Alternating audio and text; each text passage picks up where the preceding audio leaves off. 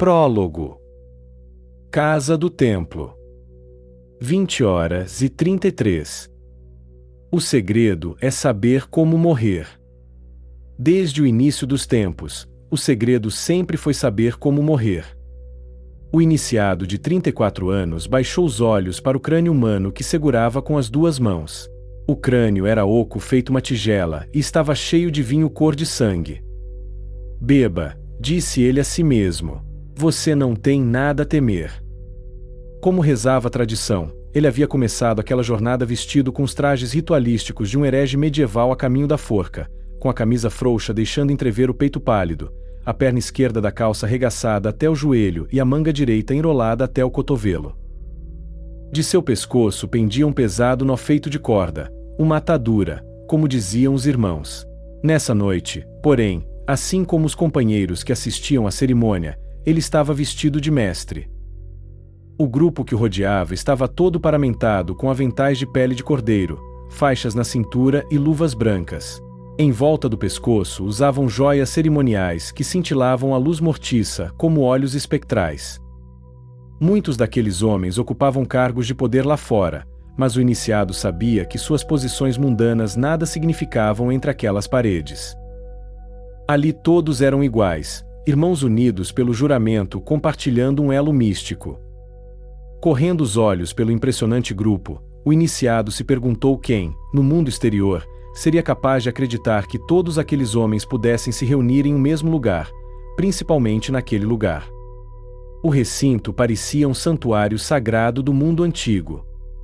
A verdade, porém, era ainda mais estranha. Estou a poucos quarteirões da Casa Branca. Aquele edifício colossal, situado no número 1733 da Rua 16 Noroeste, em Washington, D.C., era réplica de um templo pré-cristão, o Templo do Rei Mausolo, o primeiro mausoléu, um lugar para onde se era levado após a morte. Diante da entrada principal, duas esfinges de 17 toneladas montavam guarda ao lado das portas de bronze. O interior era um labirinto de câmaras ritualísticas, corredores, alcovas secretas, bibliotecas e até mesmo um compartimento contendo os restos mortais de 2 corpos humanos. O iniciado havia aprendido que cada cômodo daquele edifício guardava um segredo, mas sabia que nenhum deles ocultava mistérios mais profundos do que a câmara colossal na qual se encontrava agora, ajoelhado, segurando um crânio nas mãos. A sala do templo. Sua forma era a de um quadrado perfeito, e o ambiente era sombrio e grandioso. O teto altíssimo se erguia a surpreendentes 30 metros, sustentado por colunas monolíticas de granito verde. Ao redor da sala, fileiras de cadeiras russas de nogueira escura, estofadas com couro de porco trabalhado à mão, estavam dispostas em níveis. Um trono de 10 metros de altura dominava a parede oeste, e um órgão escondido ocupava o lado oposto. As paredes eram um caleidoscópio de símbolos antigos, egípcios, hebraicos, astronômicos, alquímicos e outros ainda desconhecidos. Nessa noite, a sala do templo estava iluminada por uma série de velas minuciosamente posicionadas. Seu brilho fraco era complementado apenas por um facho de luar que entrava pela ampla clarabóia do teto jogando luz sobre o elemento mais surpreendente da sala. Um imenso altar feito de um bloco maciço de mármore belga preto polido, situado bem no meio do recinto quadrado. O segredo é saber como morrer, lembrou o iniciado a si mesmo. Chegou a hora, sussurrou uma voz. O iniciado deixou seu olhar subir até o rosto do distinto personagem vestido de branco à sua frente. O venerável Mestre Supremo. O homem, de quase 60 anos, era um ícone norte-americano, estimado, robusto e dono de uma fortuna incalculável. Seus cabelos outrora escuros estavam ficando grisalhos, e o semblante conhecido refletia uma vida inteira de poder e um vigoroso intelecto. Preste o juramento, disse o venerável mestre, com uma voz suave feito a neve. Complete sua jornada.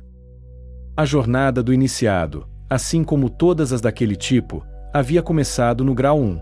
Naquela noite, em um ritual parecido com este de agora, o venerável mestre o vendara com uma faixa de veludo e pressionara uma adaga cerimonial contra seu peito nu, indagando: você declara seriamente, pela sua honra, sem influência de motivações mercenárias ou quaisquer outras considerações indignas, candidatar-se de forma livre e espontânea aos mistérios e privilégios desta Irmandade?